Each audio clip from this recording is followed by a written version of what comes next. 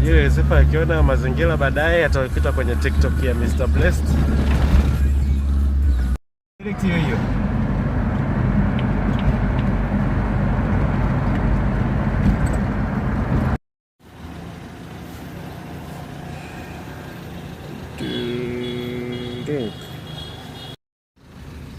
Sawa. Tajiri akizingatia unyunyu.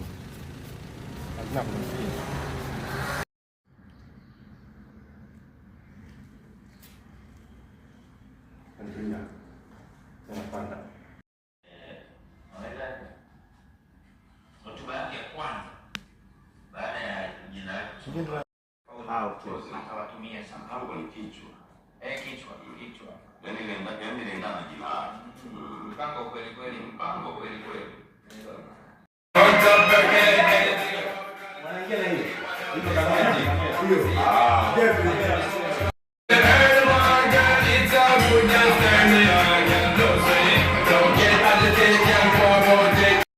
Tunakizingatia sana, tunatafuta sehemu ambapo huyo mwizi au huyo mtu ambao sio anayetaka mambo mema kwa wateja wetu, tunaweka mfumo wa electrical fence ama fence ya umeme.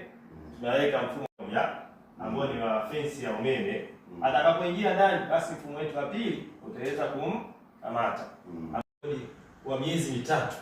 Na kwa makampuni makubwa tumefanya nao kazi, nakwambia sana mashine tumeshafanya kazi na kwa ni chapo unaweza kaishikanisha. Chapo mtu hivi tu anafanya vitu. Lakini mwizi lazima aishike aichane. Kuna mfumo gani ambao